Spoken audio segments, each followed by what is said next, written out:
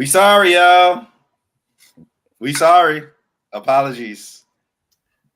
Hey, bro, life be lifing, bro. That needs to be probably needs to be the new title of the episode. Life be lifing, bro. Yeah, life be lifing. Yeah, and as we talked about before we pulled up, that when life be lifing, you just let it life, and then when it gets done swinging, then that's when you can that's when you can get your licks back. Mm-hmm. Just like Kendrick. Sheesh. Just like Kendrick. Yeah, we he ain't gone nowhere, bro. We here. We're gonna get to it later. I had to do it. It's on the show. Look, so Suk said that means if I gotta play the same song 4 or 5 times, we're gonna play the same song 4 or 5 times. The crowd was rocking though. The crowd was rocking. Every single time. Look, you should have played it more, man. Do it 2 times for the 7, bro. Come on, bro. Might say you should have been playing that jam 6 days in a row. Shout out to Kendrick. Shout out to everybody rocking with us again. We apologize, y'all. Life was definitely lifing, but we are back and we got a lot to discuss. So without further ado, man, go ahead and retweet. Let your people know where we at, because we're about to get right on into it. Yes, sir. Man.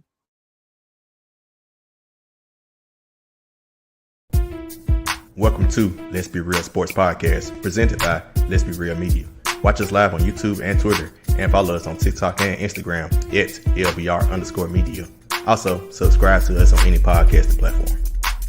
What's going on? BLJ here, the best hype man in the NBA. Man, I'm here with Let's Be Real. Tune in. Hello.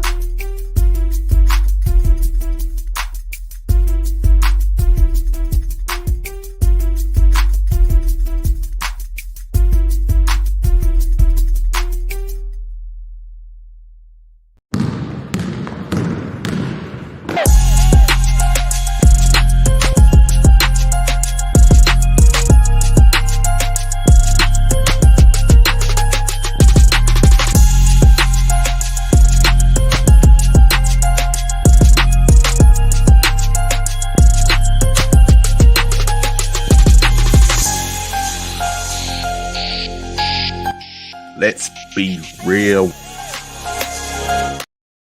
Sir, it's time to be real yet again, man. Appreciate y'all for rocking with us yet again. I go by the name of Ed Tab Shakir. With my guys, man. Lito, what's good? What's good? Man, I'm back from hiding, brother. I'm probably gonna hide again. I'm probably gonna hide again after this pod, but then after I get done hiding again, then I'll be back for sure. But good to see y'all at _Scarlett. Good to see y'all fellas, man. Yes, sir. Yes, sir. Let the shenanigans begin. Let's get it. Of course, my man Trevor. What's going on, bro? Man, look, we're reaching the quote unquote dead part of sports, but it's a lot of shenanigans in the sports world and hell, even in pop culture. But I'm at the Art of Trevor. What's good, everybody? That's it. Let's get it. Let's get it. And of course, man, y'all can follow us on all social media platforms at LBR_media, man. Everybody that's on YouTube, make sure you like, subscribe, comment, do all that good stuff to help us out, because we're trying to be big time. All right. Of course, we are a network, so make sure you support the other pods on the network. 3 the Harder Way. We will not be recording for the next 2 weeks. Thank God. What? Yeah, I'm telling you about it. You let us off, bro. NASA let us have a break. Because we tired. That means y'all ain't covering. That means y'all not covering the draft, which is good because it probably. Well, so what's gonna happen is the plan is to allow teams to make their drafts, and then let a week or 2 in free agency go, and then come back and just give thoughts on that. If you want to be real, free agency started after game 5. True. Absolutely. Thank God. We're gonna get right on into that. We're gonna get right into it. But we's tired, Trevor. I already know. I know. Y'all been working. Mike said he ain't let us go get no water. These 2 weeks is what up, Cap? Exactly. 2 weeks is well earned. So I ain't gonna lie to you. Somebody said he ain't to get y'all a water break, brother. Man, what? Not even a 15 minutes. He been having y'all running suicides, no water. That's tough. Man, of course, shout out Savage Rashidi, man. I love the game, man. Shout out to them. Of course, and we may be taking a break. We'll get into that later. But of course, we got our guy Jeans, who won't be taking a break, man. Still going hard with the Jeans report. For sure. As well as our guy Ryan. I'm still waiting, Jeans. We are still waiting. I'm waiting on the invite, Jeans. I'm just saying I'm just saying. I'm letting them chill until MCU season come back. Wrestling is the WWE's new MCU. I've been trying to tell folks, like, bro, you watched SmackDown last night. Like, bro, it was a whole movie. Speaking of MCU, let them do another MCU episode without me. It's a wrap. I'm letting you know that now, James. I'm letting you know that now, James. But now y'all go check out the guy, one of the funniest podcasters you can think of. Of course, Ryan Harris, who will probably be in the comments. I'm for sure with the Jump Pass Pod, LBR Gaming with Trev for sure. And of course, you make sure y'all buy merch, man. lbrealmedia.com. All right. Without further ado, let's go ahead into the show, gentlemen. Of course, we're gonna start off with flowers. We like to start off with good energy on this pod. And of course, shout out to C Geek. Forgive me, C Geek. Shout out to y'all. Appreciate y'all in the check. I thought you was gonna cover them later, but yeah, shout out to I mean, they got a whole slot. They got a whole slot. Of course, shout out to C Geek. We gotta they sponsor us, man, and they treat us well. So shout out to C Geek. Any other sponsors that want to holler at us, come talk to us. I'm still looking at you, Washington Mystics. Still an idea. We'll look. Just let us know. This is supposed to be the positive segment, man. We giving flowers. I just give us our flowers, damn it. That's what you're saying. Give us our flowers. I get it, man. Of course, I did this on 3 the harder way, but of course, I wanted to bring flowers to, in my opinion, the greatest executive in basketball history, Jerry West. I wanted to make sure that we gave him flowers too, because he did shape up a lot of our teams growing up. Whether that was the Lakers with adding James Worthy, or the 01 Lakers, which turned into the 01 Lakers, when adding Shaq and Kobe, and also bringing in Phil Jackson. For everybody that's in Memphis, he did help bring in not only Pau Gasol to Memphis, but help bring in Marc Gasol to Memphis as well. I had a whole list of everything he did, because I don't want to miss out on some of the great things he did. And of course, the Warriors. You get your boy to the Warriors. I know. I thought he did something before then, but of course, I had to. Not only did he bring Kevin Durant to the Warriors, but before then, he was the one that said, "Hey, y'all ain't traded Steph. Y'all ain't trading Klay Thompson for Kevin Love. Y'all ain't gonna do that shit. Let's get Draymond. You got Steve Kerr, brought in Iggy, so he really helped formulate that whole dynasty as well." And he brought in helped formulate what should have been the greatest Clippers team. For what it's worth, we're bringing in Paul George and Kawhi Leonard. Like I said, for what it's worth, they were supposed to do way better than what they've been doing. But he did help formulate that. And, of course, he said, damn it, I'll be damned if I see the Celtics raise another banner. So he got on out of here. And, of course, we're going to give him his flowers on this podcast. So salute to Jerry West, the greatest executive of all time. Yes. Staying with basketball real quick, because we did lose some people prior to that. And big ups to Ryan. Congrats. Yeah, flowers, sir. Flowers definitely going to you for that. So definitely want to give my flowers, my sympathy flowers to Bill Walton, man, for all that he has done for the game of basketball, practically since he was brought on this earth. Basically from playing to commentating, just whatever he was able to contribute. For those that don't know, bro was an absolute dog when healthy, because he did have injuries that took his toll, which prevented him from being as great as he possibly could have been. But big shout out to Bill Walton. Rest in paradise. That's that on that. So I'll let someone else go before I get to my second one.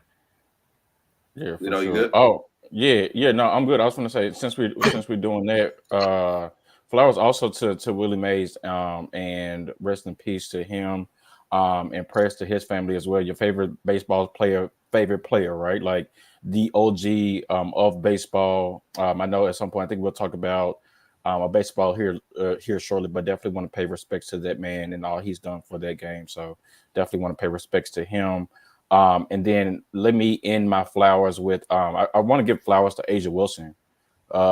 She balling. I got a list of like players that in my mind are like cheat codes, like Grand Theft Auto cheat codes. Like you remember the Grand Theft Auto days where like those cheat codes, you could do anything and everything that you wanted to do and nobody could stop you. They still exist. Yeah, exactly. Right? So I got like three players, 3 guys in the NBA that I feel like are cheat codes. It's Luka. It's Jokic, and it's Steph Curry, but I want to add one to that, and that's Asia Wilson. She just had her 4th straight game with 25 and 15, brother. Like she's balling. She's been balling all season. Her team has not necessarily done well. Granted, Chelsea Gray's been out of the lineup for sure. Chelsea but Gray, definitely want to pay respects to her because she's balling. And I love the accountability that she had in our post game interview. I think it was a week or two ago. Her team was struggling. I think they had lost like 2 or 3 straight. And essentially, it was just like she was basically saying, like, it's on me. It's on me to make sure that my team is ready, that my team is ready to go. And I'm all for accountability. I always feel like it's accountability season. And so where she didn't shy away and didn't blame refs or didn't play, or she didn't say, oh, we're missing people this, that, and the third. She owned up to it and said that I got to do better. So I just definitely want to give her flowers and add her to my list of players that I feel like are she codes. Yeah, that's what's up. But it's the positive segment because it's someone else that was doing the complete opposite, but it is what it is. So, Trev, you got one more that? No, Skylar took mine. It was gonna be really amazing. I'll wait to the end of the show to acknowledge MLB for the event that they had at Rickwood. So I'll wait to the end of the show for that. Cool. Well, the last and flowers are bringing us to, I guess, our next segment. We want to give flowers to all of the great celebrations that we've seen growing up. Whether it's the KG, anything is possible, or the Michael Jordan hold the trophy, or whatever you can think of. Because damn it, Jason Tatum stole every single one of them and thought that he was just there for all kind of IG pictures and captions. He knew he was going to win a championship. And he went into this mindset like, damn, how am I going to celebrate? Oh, I'm going to just steal everybody else's, which is fine. You got to do what you got to do. But on this podcast, we do want to, unfortunately, congratulate the Boston Celtics on winning yet another. What's this? Their 18th championship, 18th, right? 18 banner. We got a few questions that I want to, of course, address with you guys. On a scale of 1 to 10, let's get the petty out the way first. How easy was this championship for Boston to win? Because there's a lot of people. This is what we're not going to do. We are not going to put an asterisk by this championship. We are not going to do that because people want to put the bubble asterisk. No, I don't put an asterisk by that one. No, I don't need to. It happened. However, I do want to acknowledge that the Celtics did have a pretty easy road. To answer that, I'll start off with an 8. Lito, go ahead. I'll give him a 7, right? But I'll give him a 7 because, to your point, I think the Eastern Conference for sure was down. The Eastern Conference was injury filled for sure. But I think, again, to be positive, I think we also, let's not put an asterisk. Let's not blame the Celtics for several players in the NBA for being hurt, right? And also give credit where credit is due. Not Boston. The Dallas Mavericks was probably the hottest team that the NBA had seen since the trade deadline and completely waxed them. Like nobody was talking. Like actually remember people talking before the finals, like, hey, Luka's actually playing defense. Hey, Kyrie's playing defense. Like we didn't see the whining, the complaining from Luka. We saw it, but it wasn't to the magnitude that we saw it. And because the Boston Celtics just straight dog walked them, that's when Luka's not playing defense. Oh, Luka's not a good leader. He was a good leader 2 weeks ago, right? So I just think that speaks volumes to how well the Boston Celtics played, how well that they were coached. So I'll give them a 7, but let's not take away anything that they did. Yeah, I'll go just a tad bit lower and just go with a 6, just to everything that Skylar said, and even just to add on to that, like they were doing this for the majority of the regular season. I mean, I wouldn't even say the majority, for pretty much the entire regular season. Like they were doing this to everybody, and it just kind of translated to the playoffs. I think where everything kind of came to a halt, or where people started doubting, is like too many times, and even myself. Too many times Boston would actually be dominating teams, and for some reason they would just let them back in it. And you would think that at some point, if that was happening so many times, that it was going to catch up with them. Fortunately for them, it didn't happen, and they ended up winning the championship by going 16-3, which is of course the third best in the modern era. Unheard of. Which is unheard of, by the way. But yeah, I'll go with 6. I mean, you can't really blame them for the Eastern Conference being down, the Eastern Conference being hit with as many injuries as they were hit with. They played who was in front of them, they just did what they were doing for the entire season, which is pretty much just go out and dominate everybody. I know we honored Jerry West earlier in the show by him being a good executive, but we gotta give some flowers to Brad Stevens to what he done prior to the season, like flipping Marcus Smart and going out and get Drew Holiday, adding Kristaps Porzingis, which ended up paying big wonders for them in the finals. Adding Kristaps Porzingis to this team actually just paid off for them. So again, kudos to the Celtics. But on the scale of 1 to 10, definitely a 6 as far as how easy, if you may say, that their championship was. And let me add one more thing real quick before you go again too. I think one thing that's also worthy of being praised for Brad Stevens is people in the media, people in podcasts were constantly saying, oh, well, Jalen Brown and Jason Tatum cannot exist. And at some point you start to hear that, especially when you're running a franchise. So to actually have the wherewithal to keep them together and then do nothing but add to that, and then you see the result that came from that, I think that's worthy to be praised too. Like, granted, that's an easy decision, probably, in the moment, but you never know. There could be some executives, there could be people that are running organizations that are like, man, I just probably don't want to pay these two guys. I don't think that they probably can coexist. And so to keep them together and then add the piece that you did after the fact, I think that's worthy of praise as well too. Cool. Like, let's go ahead. Like I said, let's go ahead and get the petty out the way, because, like I said, this is, a sports podcast, and we do want to respect the champions, because from top to bottom, I've came into the season and said literally top to bottom, they have the best roster. If they were to lose, it would be literally on them, and I think that you would have to break things up. I think you do have to one, look at the aggressiveness of Jalen Brown. I feel comfortable saying this is Jalen Brown's team, even though Jason Tatum humbled himself and said, I'm gonna make sure we do everything we can do. I'm gonna make sure I do everything I can do to make sure we win. So he had damn near averaged a triple-double, which is what I asked for. Especially starting off with 12 assists. Like, he's getting everybody involved. Of course, he was missing shots, but he wouldn't let that distract him. He had a goal, he accomplished his goal, and we definitely want to salute to him.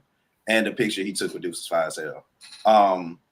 Acquiring Drew Holiday, I told y'all that was going to be the X factor. How was he going to come in and play defense? Not only defense, but actually score, like, and affect the game. Like, he had a double-double a couple times this series. Of course, Porzingis, he wasn't, healthy all the way, but that first game was just that boost of energy for the Celtics to go, like, all right, we can go ahead and win. Let's go ahead and take care of business. Derek White. Got to salute to Derek White, the energizer bunny that he is. Just a salute to him. Peyton Pritchard, the Hall of Fame. What's the badge we get, Trevor? Hall of Fame clutch badge that we get in 2K.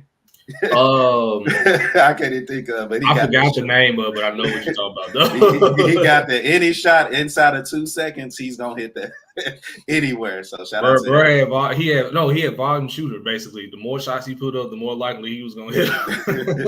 So shout out Peyton Pritchard, and of course, being from Memphis, we definitely got to salute the former Grizz that was the Grizz. The championship pipeline is in full effect.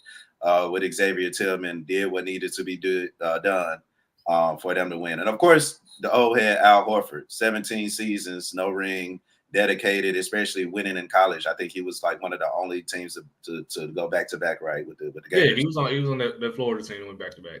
Back-to-back, yep, sir. And then to finally go ahead and get that championship.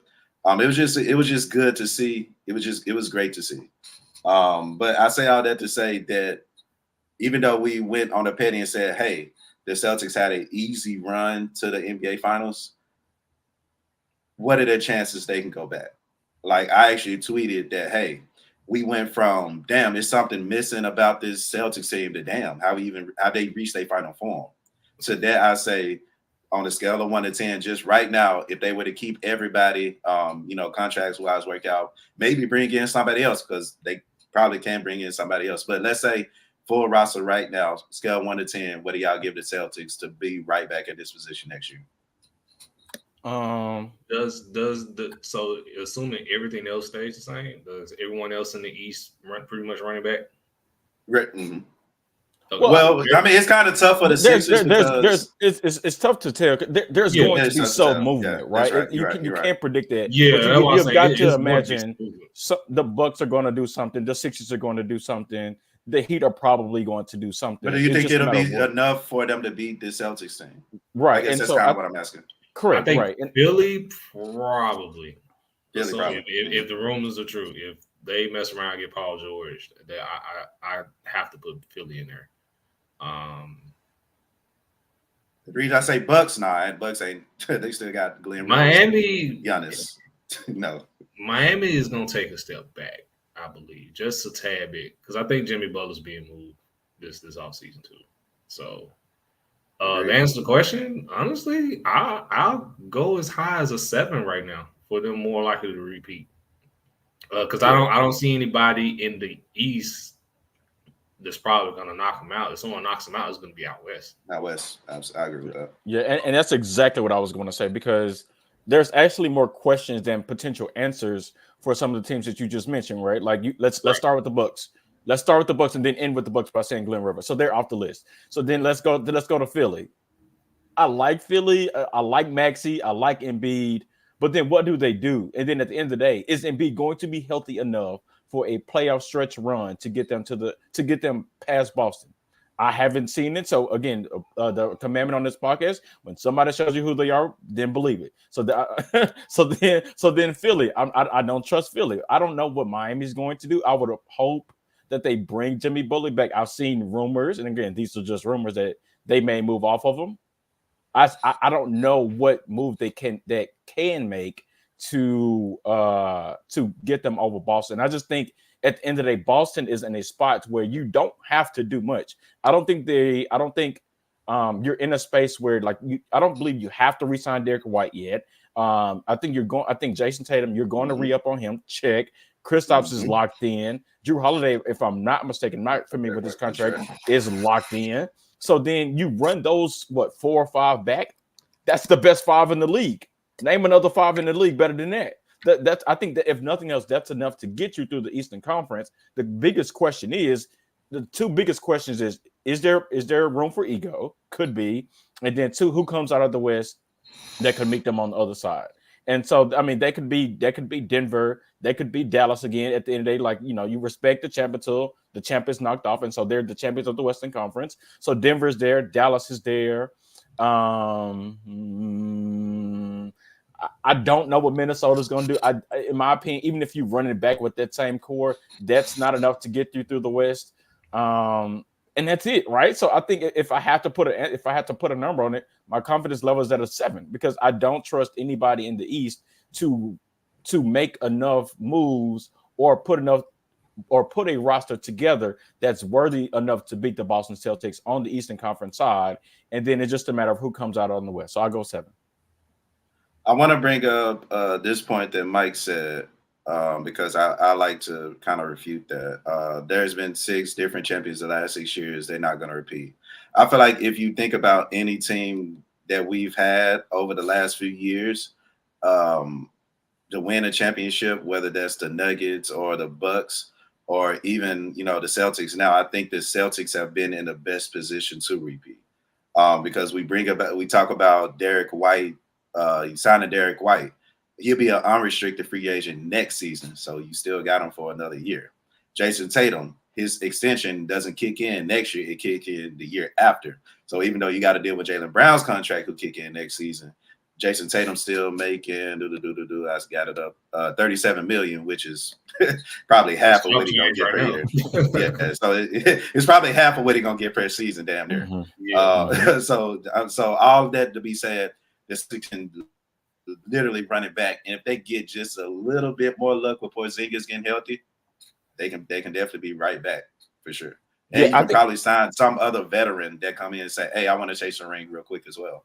Yeah, I think the biggest question about their roster is what does Al Horford do, right? And when people may laugh and say, "Oh, it's just Al Horford, he's replaceable," is he compared to if you think about his role on that team?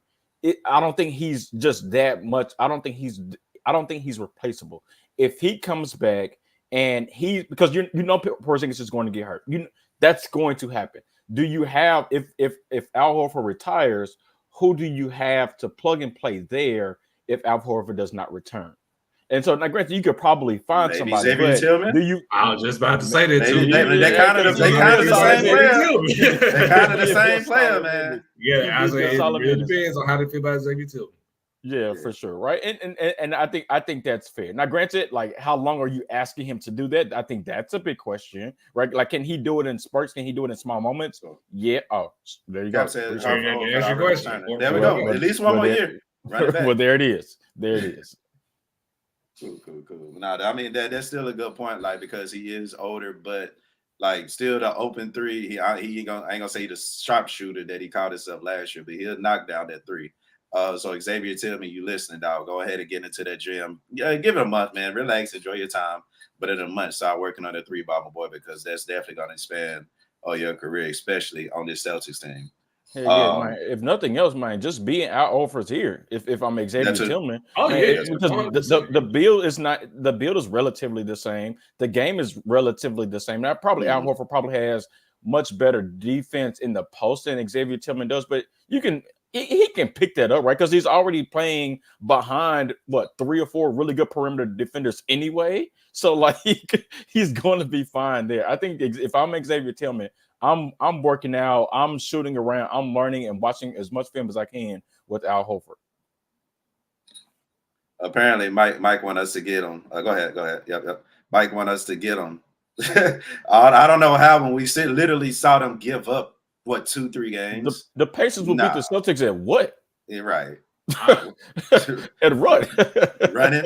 The Pacers got too many moves they got to make, man. Yeah, the Pacers got to start playing defense. If they got to start playing defense, they got to start playing defense. And I just don't see anybody on the. I mean, I could probably name one, maybe two guys that's willing to play defense on a consistent basis. But until that number changes, until like that flip can switch, I don't see the Pacers. They need a legit two. Yeah, they need a legit two to go next to Tyrese. Like Pascal's not a premier second option. He's a strong. He's already coming back. Yeah, he's already coming back. He's a strong third option, but they need a second option there. Let me ask y'all this. If I'm Paul George, do I want to go to Philly or do I want to make a return to Indiana? Because Indiana got the money to sign. To my understanding, Indiana could bring in Paul George. So just think about it for a second. Everybody in the comments, like, just really think about it, because you got to deal with a season of MVP for sure. But, he's gonna go down at some point in the playoffs. And then let's talk about your roster construction. You bring in Philly. I think they on Philly, Tyrese Maxey contract gonna kick in next season. Like, I think they only had like $11 million to play with as far as like bringing other players in. But Tobias Harris is off the books, though, right? I think that's the biggest. Tobias Harris is off the books. Yeah, that's the biggest thing. But Indiana, you get more opportunity. You gonna run. You gonna get the ball. It's Indiana. That's tough. I think if I had to make a decision, gun in my head, I think if I'm Paul George, I go to Philly from the standpoint of Joel Embiid and Tyrese Maxey when healthy. Now, granted, Joel Embiid's not going. Joel Embiid's going to get injured. He's going to get injured. But even with that, like, and I still think Nick Nurse is a really good coach. I still think I would go to Philly. I would go to Philly with the hope, and it's a prayer that you can get Joel Embiid at least healthy enough, or you can take some of that load off of him to where it's not just a wear and tear, and then you can make a run in the playoffs. I think that's the decision that I make. Yeah, to answer the question, I would probably go to Philly as well, just for the simple fact you're not going to be asked to be the superstar every single night, which is what was his problem with the Clippers. Like, him and Kawhi were pretty much asked to basically be the guy every single night, and some nights it happened, other nights it didn't. Going to Philly, you can still be you, but you got Joel for as however long as you're going to have him. And then you got Tyrese Maxey that's taking off as well. So a star. Who's a star in the making pretty much. Star. So that almost is like a pretty much a glove fit. Like Indiana is interesting. Don't get me wrong, Indiana isn't a bad situation, but I just believe it'll be the same situation with the Clippers, to where if Tyrese doesn't have it going, he's going to be asked to do a whole lot and to revert back to the Paul George of old, which that ship has already sailed because he's getting up in age now. So if I'm Paul George, I would it'll definitely be Philly. Yeah, I think I would trust Maxey and Embiid more than I probably would Halliburton, Siakam, Turner. I think that's how I feel about that. I would trust Philly more than I would trust Indy. Yeah. Okay. All right. So let's get to the other side of this real quick, gentlemen. I ask y'all, what's next for Dallas? Not next for Boston. Obviously, we know they're going to turn up. What's next for Dallas? Where do they go from here? Because they were almost there. They just did it like they were tired, man. Yeah, I think. Hell of a run that they had, and I would run majority of that team back. Tim Hardaway Jr. gave you nothing. And I mean, he gave you absolutely nothing. Yeah. So you've got to find some way to get replacement there. PJ Washington was good, but you kind of need him to expand his game a little bit more. Boston took away that. Like, I thought about this after the series. How many, not even just makes, but how many shot attempts did PJ Washington have from the corner throughout the entire series? Maybe a handful. Like, they completely took that away. So I think he needs to expand his game more, be able to shoot at a more consistent level outside of the corner three to take some pressure off of Kyrie and Luka. Check. And I think you just kind of found a way just to kind of build out that bench a little bit more. But I think I would run most of that back because, I mean, we saw what Kyrie and Luka can do when they both are on. And I think Boston was just that good of a team where because they exposed a lot that was wrong with Dallas that, to be quite frank, nobody else in the Western Conference did. Only one team was able to expose them the way that they did. And that was the team that's on the other side. So then you just probably build out your bench a little bit more, find ways for some of those guys that you have currently on the roster to improve different parts of the game. You just run it back. That's what I would do. For me, for Dallas, I honestly would run it back. It's just simple. I think Mike said it as well.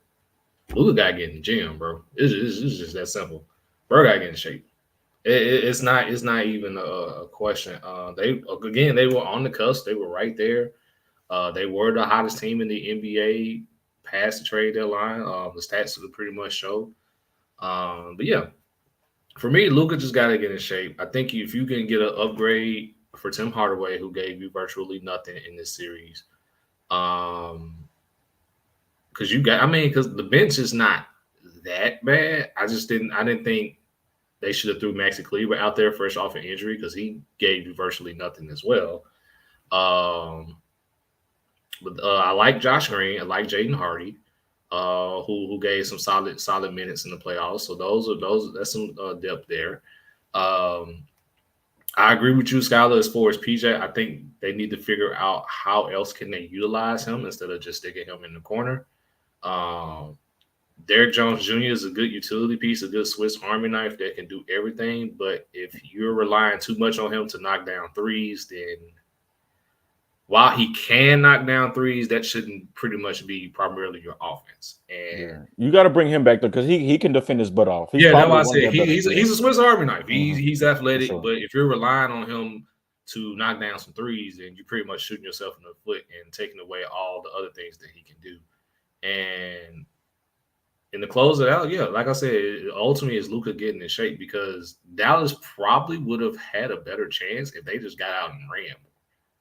Like if they just got out and transitioned and started running and just try and get some easy baskets, then things probably would have been a tad bit more interesting against Boston. But often too many times, Dallas was playing half-court ball with Luka and Kyrie, and you're trying to beat Boston's defense in the half court. That's a recipe for disaster, or just right out of the gate. Like you're not beating Boston in the half court that way. Like you have to get out and run against Boston. So essentially, man, Dallas could just run it back, get some for Tim Hardaway Jr., find an upgrade for him, and then, like I said again with Skylar, just find other ways to use PJ because you're right there.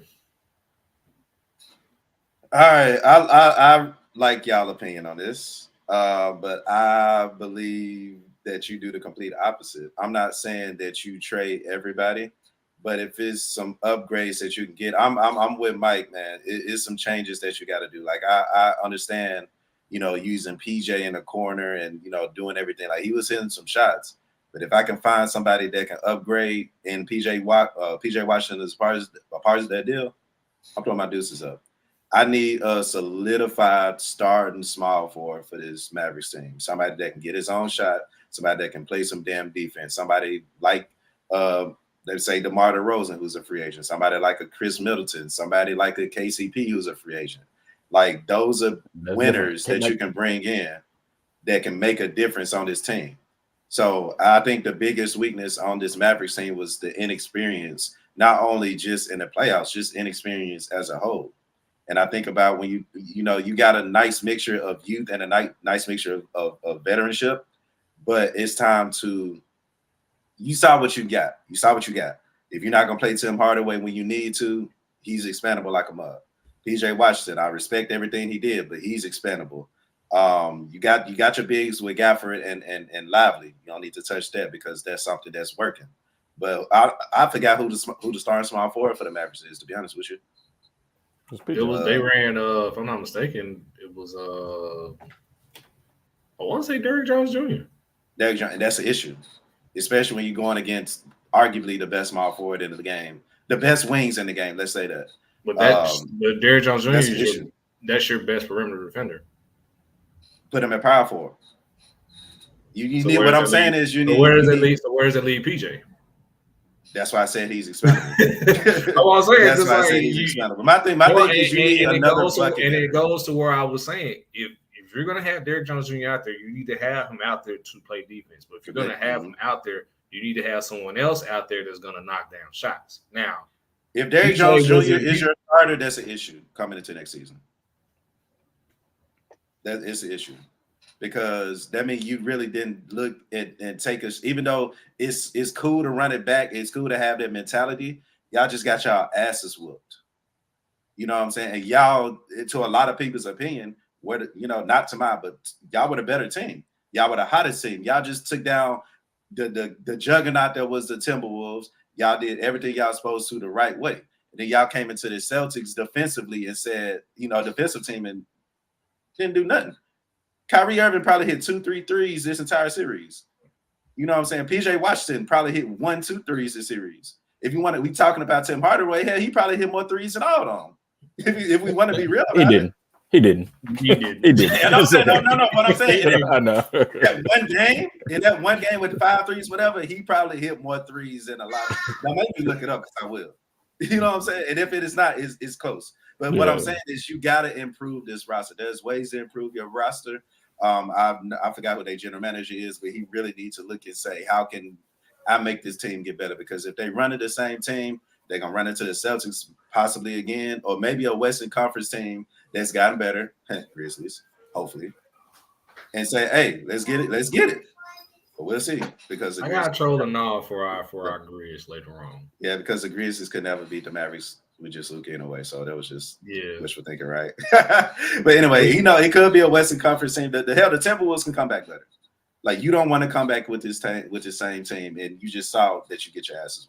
So I think we're saying this. I think we're saying the same thing because if that's your only change or adjustment, we're essentially saying the same thing. We just called out two different people. No, I mean now it's not this. Yeah. You need somebody from the bench. Period. Like you need other pieces. The players that you got now didn't work for you. The only players I'm looking at keeping are the two bigs, Luka and Kyrie. For the most part, you're running it back. For the most part. So no. Even the bench. So you're not a fan of Josh Green or Jaden Hardy? I keep Jay Hardy. Josh Green did have Josh Green actually showed up. So Josh Green showed up and he on a cheap contract. I keep him. Yeah, I keep him. But everybody else, Derrick Jones, we happy you can hit your three now. You're a great defender, cool. But if you're starting, it's an issue. Yeah, like I think if you can, I don't think you can afford DeMar DeRozan. I don't think that's possible. KCP is solid. I think that's probably a better upgrade than PJ Washington. You mentioned Chris Middleton. I don't know about that. I would probably bring back PJ Washington if I had a choice between PJ Washington and Chris Middleton. No disrespect to Chris Middleton, but I think at this point PJ Washington probably has a higher ceiling. So and he's cheaper, and he can probably still play better defense. Now Chris Middleton is probably a better shooter to score, and you need that at the end of the day. But is he going to be healthy enough? Is he going to be good enough to play consistent minutes for a long period of time and do everything that you asked him to do? So that's my concern there. But I think for the most part, we're relatively saying the same thing. It's just we're calling out one or two different people that should be moved. Where we specifically called out Tim Hardaway Jr., you called out PJ Washington and maybe Tim Hardaway Jr. Everybody else is the same. If you're bringing back Kyrie, you're bringing back Luka, you're bringing back the two bigs, and you're bringing back one additional player, for the most part, you're running back the same team.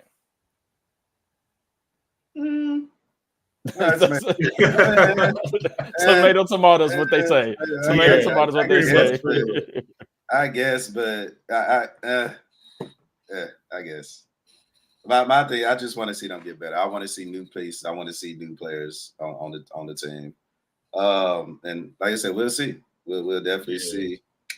Where we at next, y'all? Where we at next? Let me see. I didn't even type anything up. But of course, we want to salute to, of course, Juneteenth again.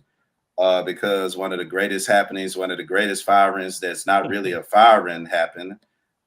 We want to go ahead and uplift Monty Williams, even though Monty Williams is what we need to call him. Monty Williams. Monty Williams is what we need to call him. I got you, bro. I strive to be just like Monty Williams, but somebody can fire me. With two people, my past two employers can fire me, and I can still make getting paid. Not even just getting paid. What is it? $85 to $100 million? Cuz that is insane. Monty Williams needs to be put. He needs to be in the Hall of Fame. For that alone. For at least the next 5 years. Money Williams. So you don't have to do a goddamn thing. You just coached the worst team in NBA possibly history, unfortunately. And you just got the bag for the next 5 years. Granted, we pretty much probably know why. Like, we definitely want to be sensitive because I believe his wife is going through, some things, and you definitely need to go and take care of your family. Do what you got to do. But still, that's $85 million over the 5 years. One of the greatest heights in NBA history. So we definitely got to salute Monty Williams. I like that, man. We should have said that. I think Ben Simmons can hold that trophy, but if there's a second fill, I was like, Ben Simmons definitely. Ben Simmons still collecting to this day. I believe close to $100 million. So yeah, Ben Simmons still at the top of that list. Let's get on Ben Simmons for 2 seconds. Ben Simmons his role is what when you go to Walmart. And when you get ready to leave, people check your receipt, or sometimes they do check your receipt. Like, that's what his job is. Yep. I'm here just so I don't get fined type thing. Yeah. This is hilarious because I'm a part of the team, but I'm probably the least effective. I probably have the shortest roles and responsibilities on said team. That's his role. Okay, I'm sorry, Ben Simmons. I had to get that off my chest. I was at Walmart the other day. I was like, I feel like I could see Ben Simmons doing this. And and it's mostly with just old people that got shit else to do. I'm sorry, y'all. I ain't mean to disrespect somebody's grandparents. because they got back problems too.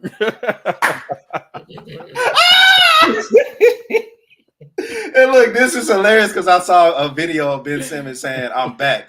Nigga, how many times you coming back? You come back more times than Mace. You cannot come back with a bad back. Is what we need to say. You can't come back with. You got the balls today, bro. You got the balls today, bro. It's the cycle of Ben Simmons. I'm telling you, it's literally okay. He goes to training camp. He play a few games. He has a back issue. He's out the rest of the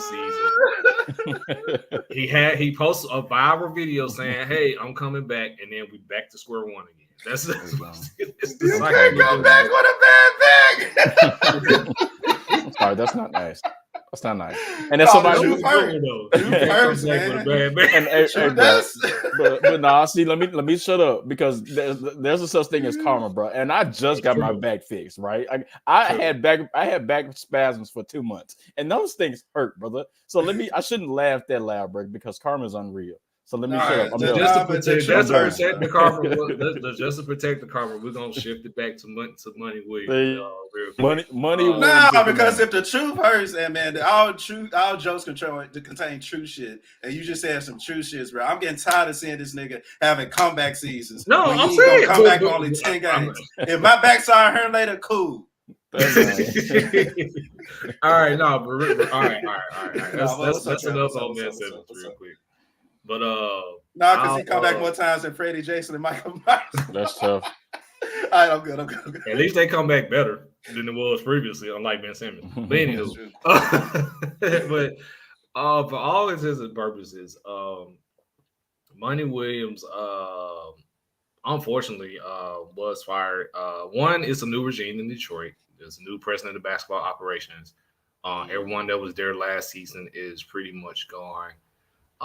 So it's pretty much they're starting with a whole new clean slate when it comes to coaching and things of that nature. And I'm gonna be honest with you, Monty was bad in Detroit.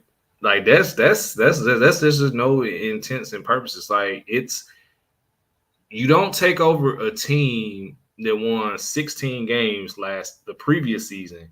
You get Cade Cunningham back healthy, and then you win less games than the season before. Like part of the reason that Monty Williams was bad was one, he wasn't playing Jaden Ivey.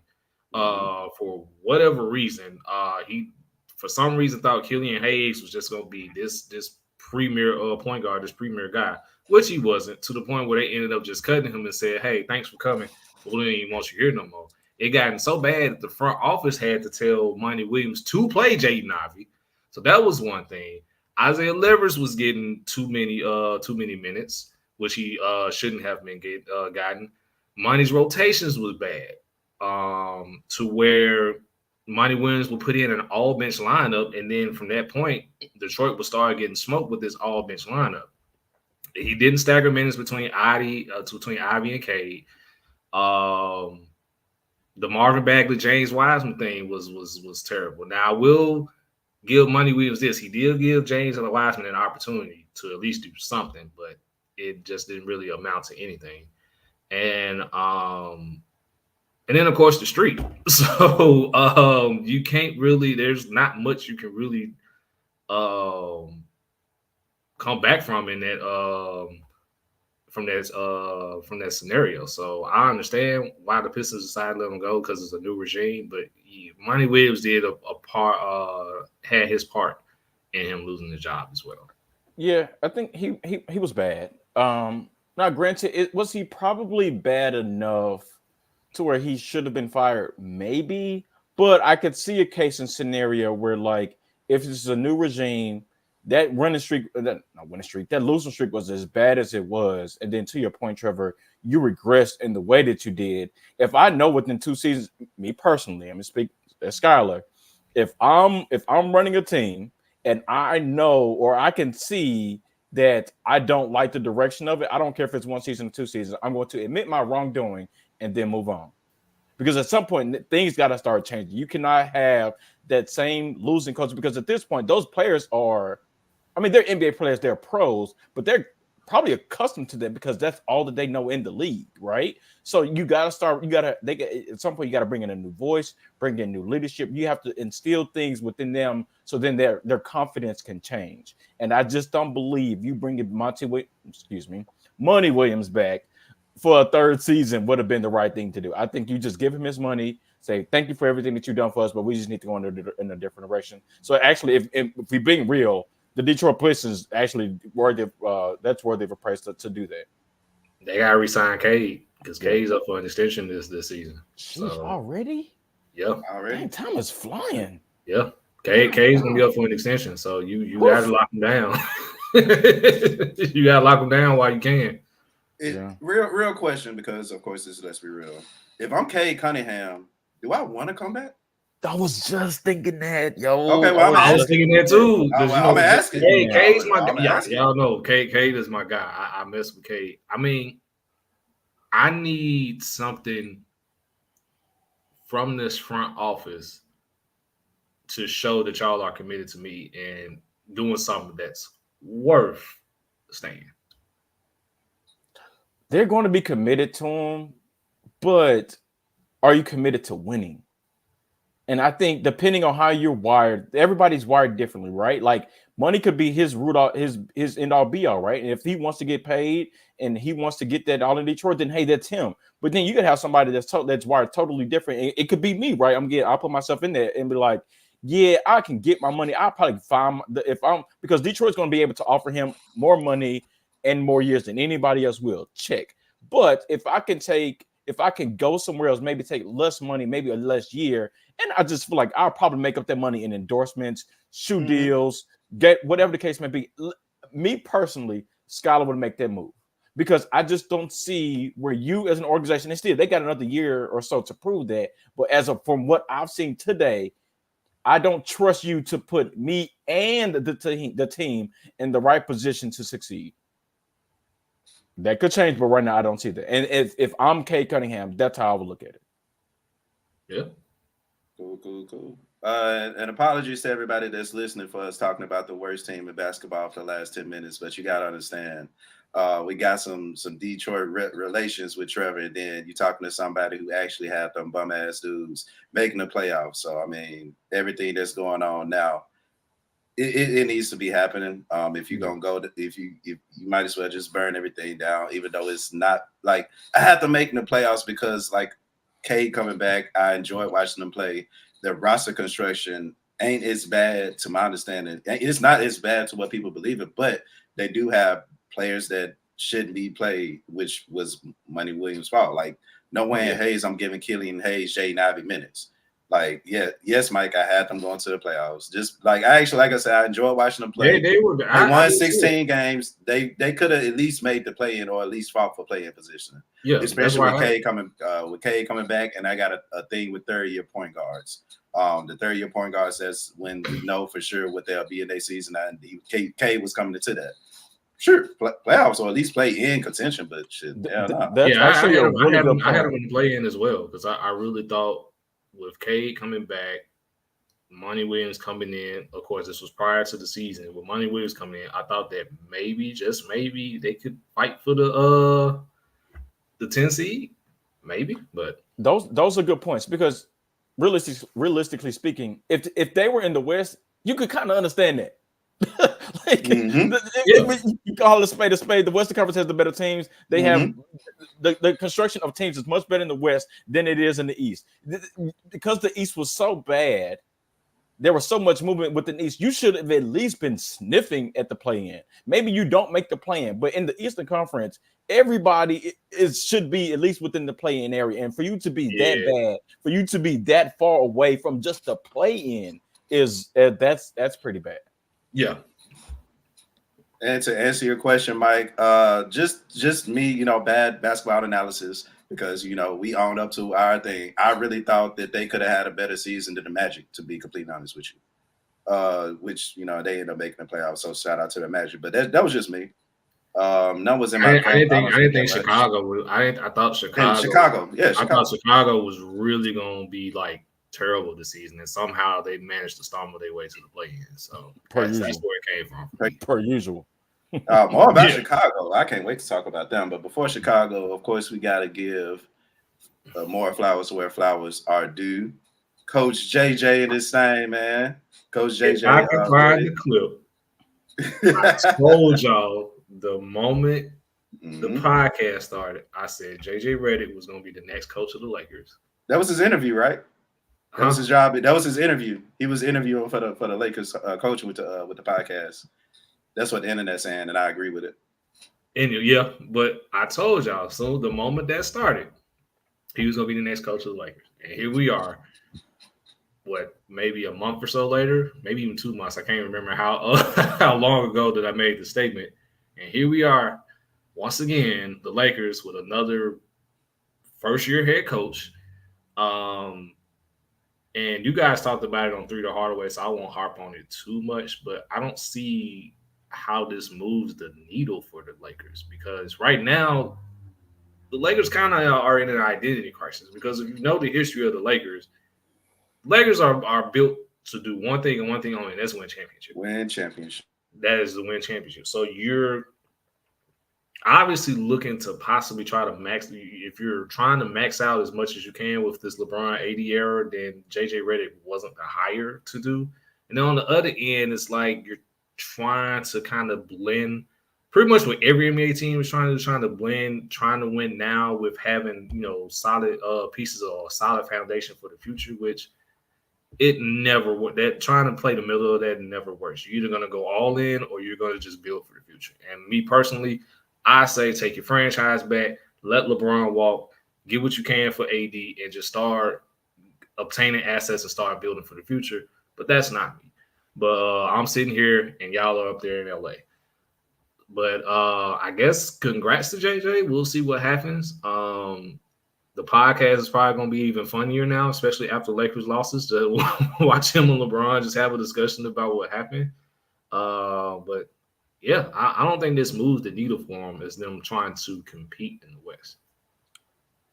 Being honest, I didn't expect them, whoever they hired as a coach, I didn't expect for it to move the needle, to be honest with you. The only person or the only coach I feel like that could have been, if they would have hired one of these three coaches, and maybe there's a fourth one that I'm not thinking about, if it wasn't Ty Lue, if it wasn't Eric Spoelstra, if it wasn't maybe Pop, or if it wasn't what's my guy in Houston? Yeah, if it wasn't one of those four, it wasn't going to move the needle anyway, if we're being 100 about it. So that's how I feel about that. And I believe at the end of the day, the Lakers put themselves in this position. Because if you go back, 3 or 4 years ago, when Ty Lue was available for you to hire him as a coach, and the only reason he didn't select you as a team to coach is because you didn't give him an extra year. You lowballed him. If that's why he didn't take the job, is because you lowballed him. I think they only offered him a 3-year deal instead of a 4-year deal, and I think it wasn't as much money as he wanted. It's because you lowballed, and so therefore you missed, and therefore since then you've been through at least 2 coaches. So this is the Lakers' fault, right? And I think this is what they're trying to do is appease the team, which I get it. You got to appease LeBron. You want to get him to come back. AD clearly had some say, so I think it was actually reported that he had some say so within this. This move, to your point, Trevor, doesn't move the needle. It's what you do after this. It's who you draft at 17 or what you do with the 17th pick. It's what you do or draft with the 55th pick. Is that Bronny? Is that somebody that you're going to trade? Is that whomever? Is that somebody that's going to actually give you the talent and the depth that you need on the team? But at the end of the day, the Lakers' biggest problem, it's not LeBron, it's not AD, it's their lack of size in the backcourt. That's their problem. The reason they've gotten smoked by Denver the past 2 years, the reason why they cannot consistently win in the regular season is because they are really small in the backcourt. And every guard in the West or East continues to punish them every single time. And it's actually kind of embarrassing to watch because it's the same thing over and over. So they just got to figure out what they're going to do with either D'Angelo Russell or Austin Reeves. They got to figure out what they're going to do with that and it actually work. They just got to figure that part out. I feel like if they figure that part out, then they'll be fine. They can actually probably make a run with whomever that is, plus LeBron and AD. You would hope Jared Vanderbilt comes back because he had a really good run with you and the team and played really good defense in the year before. You just got to figure that part out. Cool. Of course, make sure y'all check out 3 the Hard Way. We talked a lot about this. But just, I guess, to give a quick 2 cents, I think it kind of just makes sense because, and great points that y'all made for sure, especially with you, Lito, being the Laker fan that we have. Yeah, I know. I gotta stop bullying. Y'all be bullying me, bro. So I get it back when I can. But JJ being there, it makes sense for the simple fact of LeBron is 40 years old. You at no point, we know what he is, we know what he can do.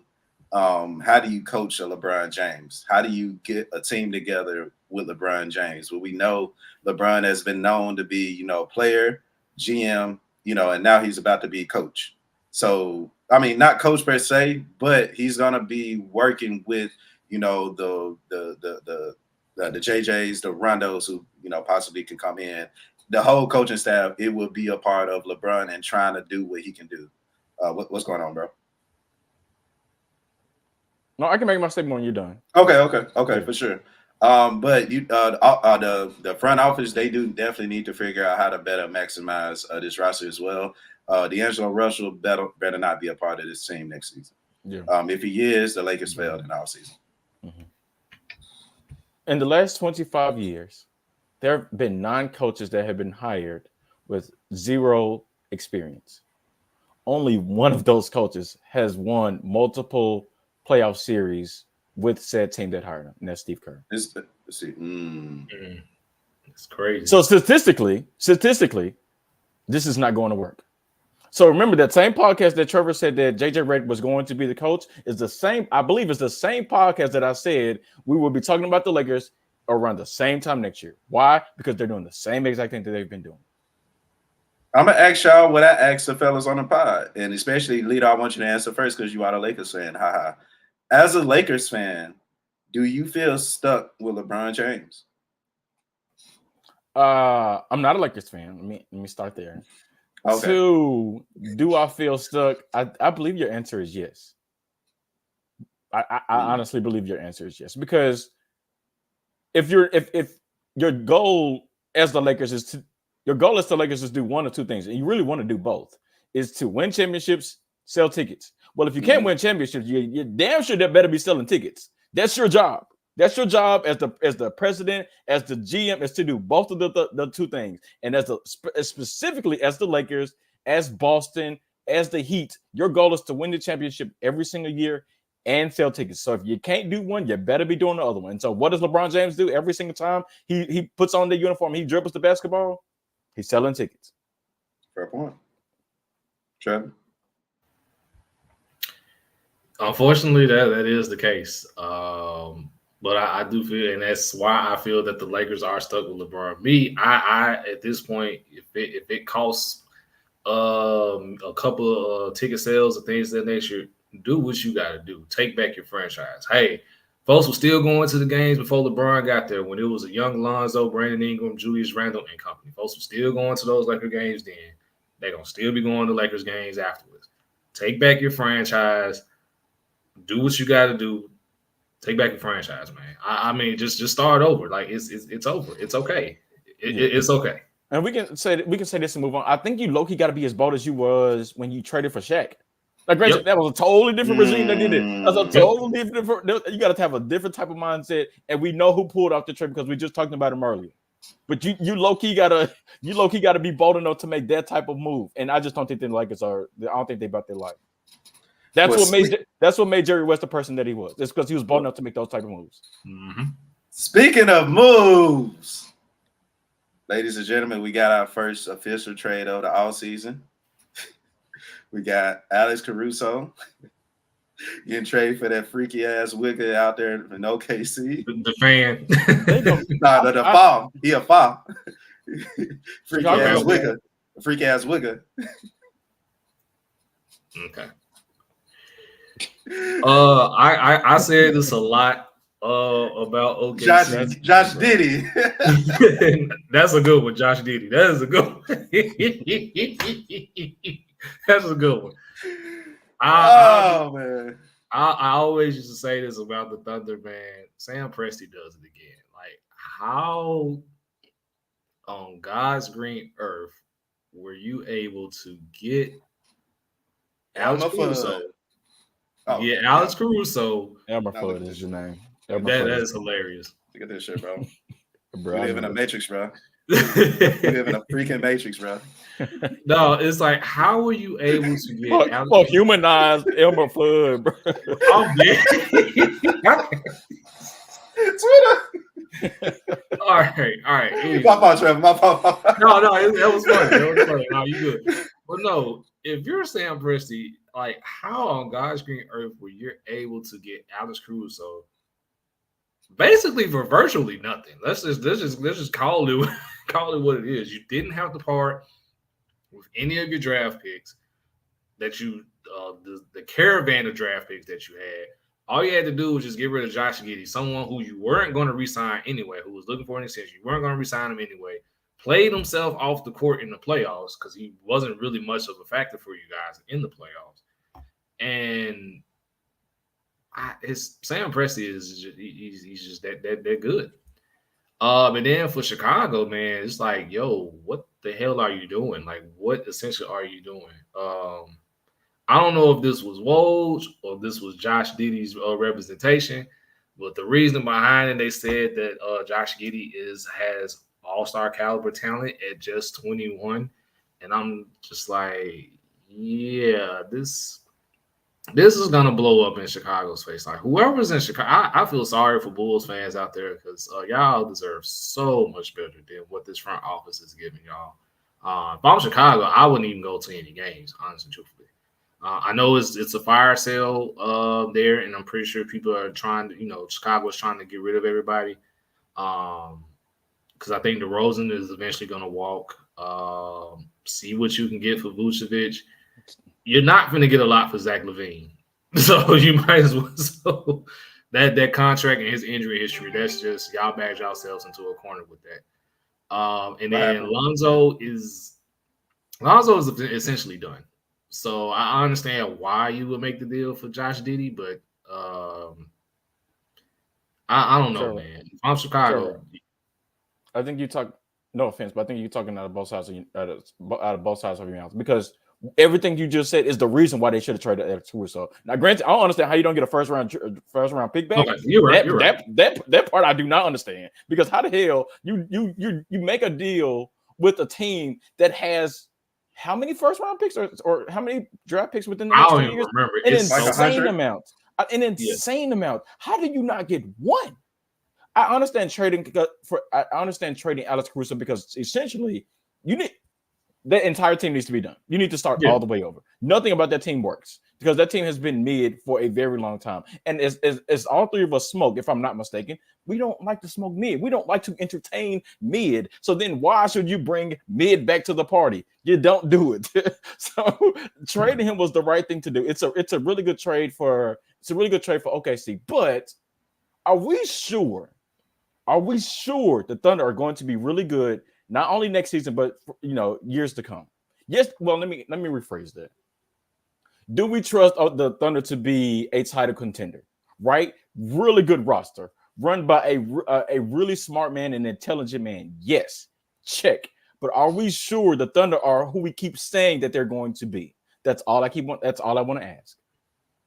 And I just want to add in that you can definitely tell the difference between when you smoking mid and smoking that gas. You just got to throw that out there. It's a big difference. It's a big difference. It's a big difference in all cases, shapes and forms and feels and smell.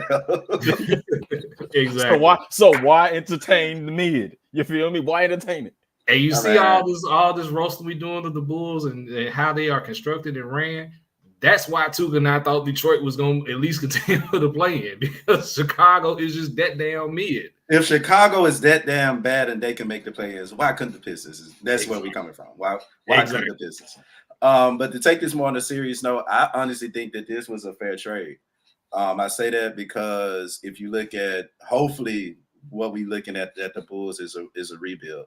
Lonzo Ball, whether or not he coming back healthy or not, he's not going to be. I'm telling y'all, he's not going to be a Chicago Bull for that much longer. Because if you look at the playoffs, of course, Giddey played himself off the court, but I think Giddey was at his best a year or two ago, even last year, not last season, but last year when SGA was still trying to figure out things. So with him, he was probably going to be the point guard for the future for the Bulls. And of course, I think it's a fair trade when especially you're trying to rebuild something and get Caruso on at least a playoff team. Lito, to answer your question, I think they got a good chance to be better than last year for sure, especially with Caruso defending on the perimeter. And that's fair, right? I think they literally they probably have the best talent or up and coming talent that any team has for sure. But again, because they're in the West, are we completely sure? Or I just want us to be confident that as much as talk as the Thunder get is, this is the next up and coming team. This team is going to be a team to continue with the next, X amount of years. That's fine. But to what level does that mean? To what level? Like how confident are we in the Thunder? They still small in my opinion too. They are definitely small inside. Ask me this question in a month because I don't believe that the Thunder are done at all. Yeah, for sure. And they are set up perfectly. They are set up perfectly. Still got $30 million in cap space. Still got 677 first and second round picks over the next 10 years. Yeah, they got all of that. But are we? They just need to use that money wisely and use those draft picks wisely. Yeah. Cool. Y'all got anything else? I just feel bad for Kobe White, man. Kobe White had like when Lonzo and Zach LaVine went out and they finally put the ball in Kobe White's hands, he was actually able to shine for Chicago so much so he was in the running for most improved player. And now you're bringing in another ball dominant guy, and things are just going to get worse for them. But it is what it is. Yeah, Chicago. People from Chicago are not nice. They finna be on his ass. No get it. No get it. I had to come on because I'm on a roll, brother. You killed it today, bro. You was the MVP of the pod, bro. I'm not gonna lie, no disrespect, Trevor. He deserved it. He deserved it. He got this shit. He deserved it. Hey, he's Jalen Brown right now. I'm Jason Tatum. It's cool. Oh, that means I've been working on my left. That's what it is. I've been working on my left. I'm still on. You can't come back with a bad back. Like, I'm still on that. That's true. That was perfect. That was perfect. I made this on illusion on 3 to Hardaway, and I just enjoyed it, so I'm gonna bring it on here. If anybody that heard it, screw it. But the West Coast been going through a lot of bullshit lately. They lost Nipsey Hussle. Of course, Jerry West just passed away. The Celtics won their last championship in the year 2008. Rest in peace, Kobe. And they won in 2024. Rest in peace, Kobe. So, LA, Boston is a thing. Us black people, we have to just sit there and watch it. And then, of course, try to be happy for our fellow veteran. But Lord, karma is karma. God is real. And, of course, what happened on Juneteenth on our day is our guy, King Kendrick Lamar. King Kenny. King Kenny had his pop-out show. And let me tell y'all, according to the internet, according to my site, it was one of the greatest funerals of all time. I know you got to head out in a bit, but of course I want to hear what you got to say about King Kendrick's pop-out, man, on Juneteenth. What was at the repast? That's what I want to know. Let's just say there's probably nobody young at the repast. Okay, anywho. I think it was a story, brother. Like for him to have that performance that he did on such a platform on Juneteenth, and to see him break the internet the way that he did, I thought was true. I think that's probably one of the most historic times that we'll probably ever to see as hip hop fans, as Kendrick fans, as fans. I'm a fan of beef, right? As long as it goes to a specific point. I thought what Kendrick did was calculated. I thought it was well put together. I thought it was nice. Shout out to his production team too, by the way, because the way those cuts were made, I was like, Jesus Christ, brother! Like this is legit. So, yeah, definitely. If you're Drake at this point, bro, you gotta like, hey, bro, let's just go to dinner. Let's talk this out. Let's shake hands. You gotta apologize to that man or something, bro. Like he's been on you for a minute. So what Kendrick did was solid, and I definitely appreciate him as a music fan for what he did. I mean, literally tore up the internet. Literally tore it up. Yeah, and I'll go another direction with this. And the West Coast definitely needed this, like 100%. 100%. Like if you just look at it from a hip hop standpoint, this is probably definitely top 3 like big time moments in music that broke the internet. And for those out there that were saying every region needs to have one, the East Coast already had one. The South already had one. The East Coast had it with the Dipset and the Lox versus, which was an event within itself. Trust me, ask my wife, I was in here jumping. For us down south, it was the Gucci Jeezy versus, seeing both of them in the same room for the first time in a long while, and just how everything transpired there. 362. With Bone Thugs. Oh yeah, the 3-6 and Bones, but the problem with that one was that was on the West Coast. Like if that was Gotcha. imagine if True. that was here in the city. Imagine if that was here in the city of Memphis, then it would have meant so much more. But Gucci Jeezy was actually in Atlanta because if I'm not mistaken, they was inside Magic City. And then you had the Locks and Dipset. That jump was in New York. So that's where I was looking at. So each region has had their pop out moment, if you will. But just to go back to Kendrick and to wrap things up, amazing show. I watched it from beginning to end on the internet. Shout out to Twitter to the person who posted it in its entirety. But yeah, if you're Drake at this point, I just chill out for the rest of the year. Just chill out. That's all you gotta do. Rich, I want to respond to Michael real quick. He said OVO Fest is in July. I'm curious to see what happens in Toronto regarding Drake. Well, I'm gonna tell you exactly what's gonna happen because according to my understanding, Metro and Future gonna have a date that same day, a concert tour date that same day. So, or during the same time. Which one would you rather be? Mike, let me know in the comments. Which one would you rather be? And if you're into, I guess, hell, let's end the show like this. Well, I'll say this and then we'll wrap up. But real quick, Kendrick Lamar, huge fan ever since way before Good Kid, Mad City. I knew exactly what was going to happen at the end of this beef, and that was going to be Drake being defeated by the mastermind, the technician, the lyricist, the literal king. When you got Snoop in the game and Dr. Dre and everybody, our favorites that we grew up listening to, literally crowning this kid as a king of hip hop. You can take the game out of there, but that's fine. No. Well, I'm saying 10 years ago, they literally. 10 years ago, yeah. And the game was on that stage. So the game, he's mutual party. He cool. Like he's not trying to mess up his money on both sides. I understand that. He cool. But 10 years ago, they crowned this kid as the king of the West Coast, meaning the king of hip hop. And ain't nobody been able to do nothing since, even though Drake got the numbers. We seen what happened when you want to go against the culture. And you know, you got the numbers. It was this literally what it was: culture, numbers. And we see with hip hop, the culture going to forever win. So I definitely want to salute him. That's a bar. Come on, bro. When I tell you, I can do I could have done a whole pod on just this alone. And I could have started 10 years ago when Kendrick Lamar was on that BET cypher, or even when Drake put him on Take Care and put him on Buried Alive, and Buried Alive was probably the better track on that album. But to wrap it up, I can go deep into that. But to wrap it up, if you're in Toronto, gentlemen, you got the same day. Let's just say same day, because OVO Fest, in my understanding, is like a weekend long. Same day, you got Future Metro in Toronto, or you got your hometown hero Drake. Who are you going to see? Same time, different venues, even though I think they're right next to each other.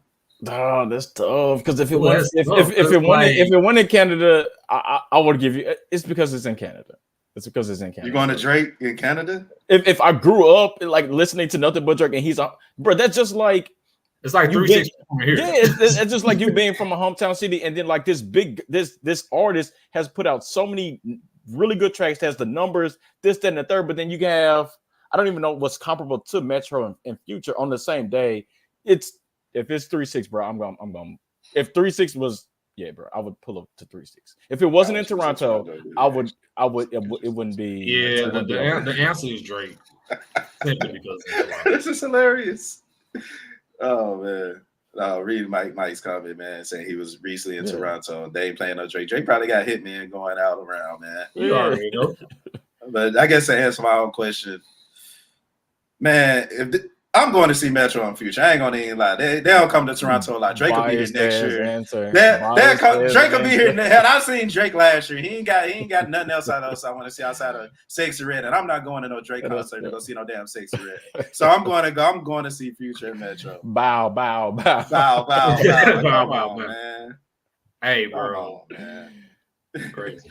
So, Trevor, of course, you want to end, of course, on another good. I'll bring it back to sports and end this with troll and all, because you know me, I try to keep my ear to these rumor streets or whatever. So,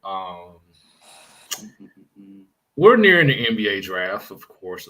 And as we know, our beloved Memphis Grizzlies have the 9th pick in the draft. And of course, the talk has been back and forth about who the Grizzlies should take, who they shouldn't take, and things of that nature. However, I don't think they're going to select anybody, honestly, because their young center, I think, is going to be gotten via trade. Because on the other side of things, my other squad, the Detroit Pistons, for whatever reason it may be, they're looking to possibly target Nick Claxton in free agency, and probably offer him around $25 million per. So if that rumor is true and they're able to sign Nick Claxton, troll or no? Nope. The Memphis Grizzlies. Nope. Will trade. The Memphis Grizzlies will acquire Jalen Duren on draft day. Hey, bro, I'm gonna say this before my battery dies. If they do that, I'm giving up my season tickets for the Tigers, and I'm a season ticket holder again for the Grizzlies. I would love that. That would okay. I would love that. I would love that. I would love that. I don't think that's not a troll at all. I think that's a smart move. If Detroit wants to take that route, then you say, hey, go get it. Hell, I give you a pick, and I ain't even supposed to be in the trade. I think you go get Jalen Duren. You part with number 9, and whatever else. If you got to make the money work, and you get Jalen Duren on draft day. I love it. I absolutely love that as well. I'm just looking at their roster and see if it's anybody else I want. Probably not, but yeah. Because I was honestly, and people may think it's a joke, but Isaiah Stewart, even though he had an inconsistent season, I don't think it was his fault. He was averaging double digits, and he got that dog in him that Memphians alike. So if I can get him and Jalen Duren, of course, chances are probably not. But I'm just, like I said, looking at the roster. I'm definitely fine with the number 9 for Jalen Duren straight up. But if it's a side couple, I can say, well, hey, what y'all asking for Isaiah Stewart? I like that as well if I'm Grizz fan as well. Because it gives Detroit 2 picks in the lottery, which gives them a chance to really work on their rebuild. Mm-hmm. You get the big man that you want in Memphis. That's he'll be going, if I'm not mistaken, to his 3rd year. Who is solid? He's a solid 15-10 guy. We just need you to rebound. And we need you to just rebound. And pairing him next to Duren will work wonders for Memphis. And then, of course, we already know Jalen Duren already played here, so that takes care of even more season tickets. Tiger jerseys. It's a match made in heaven. I'm such a Jalen Duren fan, bro. I remember when he was at Memphis. Yeah, that dude was a monster, bro. Yeah, bro. And he really won unlocked. Like I hate Penny didn't. He wasn't allowed. Well, it's because he was the same year. That was the same year Precious was here, if I'm not mistaken, right? Yeah, and so because college basketball is played on a much smaller scale, it's not as wide open as the NBA is. So you didn't get a chance to see Jalen Duren at his full potential. But I think it was around like late January, early February when like he was able to unlock Precious, bro. And now, granted, that was college, and that was years ago. Check, but you're now starting to see resemblance of that in while he's been in Detroit, bro. That's to my understanding. Didn't we see Duren versus Holmgren? Is that the right match? Jalen Duren was working. Jalen Duren was okay. So Jalen Duren was working. Jalen Duren. He put that wigger under the basket every time. Every time. That's what we saying. That's what shit. I'm sorry, Jalen. Shit on that day. Just on that day. Make it happen. Put that I like underneath the basket. I like it. Cool. Y'all got anything else, man? That's a good one. Trev, you want to say something about Wrigley Field? Oh yeah. Oh, Wrigley Field. Yeah, real quick. Big shout out and flowers, of course, to the MLB, man, for having the San Francisco Giants and St. Louis Cardinals play one of the games in their series at Rickwood Field. Rickwood Field is the oldest baseball field that's active per se today. It was used primarily, and it was constructed in like the 1900s for majority of the Negro League players. Great history lesson if you want to learn more so about the Negro Leagues and the players that have come through. Some of all of our old school favorites have Willie Mays, of course, the late Willie Mays, Jackie Robinson, Hank Aaron, a lot of well-known MLB players. Of course, most of them Black MLB players. So if I'm not mistaken, got their start in the Negro Leagues. And it was because of this field. It was one of the premier fields that they were playing on. So to have a game actually played there, shortly after we lost Willie Mays was a great touch. And then shortly after the MLB officially started, including Negro League statistics in their actual record books. So big kudos to the MLB for that. Cool. Think of that. Lito, you have something else? Nope, I'm good. Cool. Well, man, let's go ahead and wrap it up right here, fellas. We appreciate y'all. First and foremost, man, we definitely appreciate every one of you all for checking us out. If you haven't subscribed on YouTube, make sure you go ahead and do that. Let your homies know where some of the dopest sport talk you can actually listen to will be around. With that being said, ladies and gentlemen, we will be taking at least, I'm pretty sure it's going to be 2 weeks off. I'm pretty sure it's going to be 2 weeks off. We're going to let the NBA season, kind of dive in. If you want our thoughts about, our thoughts on draft picks or whatever, I'm pretty sure we'll be tweeting throughout the draft. So make sure you all follow the accounts that you see right here. But we're going to take about a couple weeks off, maybe 3 weeks at the most. But I promise y'all, NFL heads, y'all get ready. If y'all rock with us last season, y'all know how crazy it was. We literally had representation from podcasters. From every single team. Again, every single team. We're going to break it down. Each division, NFC South, AFC South, Northwest, all that BS. We literally had representation from every team on this podcast and why they believe that their NFL team is going to be better than, or the best in their division, why they may go to the championship, just things of that nature. So, again, y'all won't see us on for about 2-3 weeks, but I promise we coming back with a vengeance. NFL talks, NBA talk, whatever happened while we were missing, we'll definitely cover that as well. But NFL heads, again, get ready. Y'all do not want to miss this time of year. I had a lot of fun doing it last year, and I'm hosting this year, so y'all know I'm coming with the petty. Yeah, real quick. Shout out to the greatest division in football for getting Hard Knocks this year. That's all I'm saying. Shout out to you. Shout out to the Steelers, man. I said shout out to y'all because no, you did right. Okay, I was gonna say you did right. You did right because I acknowledge our little brothers in the division because we all had to win. Little brothers. Should one of y'all little brothers get that bag? But no, again, appreciate everybody. Make sure y'all subscribe, like, comment, tweet, retweet. Follow us. LBR_media is where we are. Make sure you rock with us on 3 the Hard Way. Of course, we've been taking a couple weeks off on there as well. Gene's Report, he got y'all with all kind of content, podcasting gang. Let's Be Real Gaming with Trevor. Of course, we doing our thing on there. Ryan Harris with the jump pass. Of course, shout out to you. Salute to you for getting a house. Apparently, we got somebody else on the show that won't be too far behind you. So knocking at the door. What's Sheedy doing? What's Sheedy be doing? Hey, damn. Hey, bro, we gotta get Sheedy back on. We definitely gotta get Sheedy back on. Yes, we do. Especially on the Sorry Ass Cowboys episode. But he'll be on for that. He gotta be on for that. That's like his given. And if you rocking with us, man, that episode alone, we just need somebody from the Commanders. We got Gene, Savage, Sheedy. We just need somebody for the Commanders. So we good. We got Nigel. I got Nigel. We'll find somebody. We'll find somebody. But if Nigel is available, we'll reach out to him. It ain't gonna be hard, man. It ain't gonna be hard, bro. It's only 2 Commanders fans, and we happen to know both. Small world, but we'll move. What he said. Of course, if you like what you heard, man, support us by merch. LBRealmedia.com is where you can do that. Of course, shout out to our sponsors at SeatGeek. I am the one and only at Tev Shakir is where you can find me on everything but Threads. Gentlemen. @_Escalator. I'm finna go back to hiding. Good seeing y'all. That was fun. Let all this shenanigans stuff begin, known as NBA free agency. I'm at the Art of Trevor. It's a preposition, so you know what not to do with it. And if that deal does go through, I will be the first to say I told you so. But I'm at the Art of Trevor. Let's get it.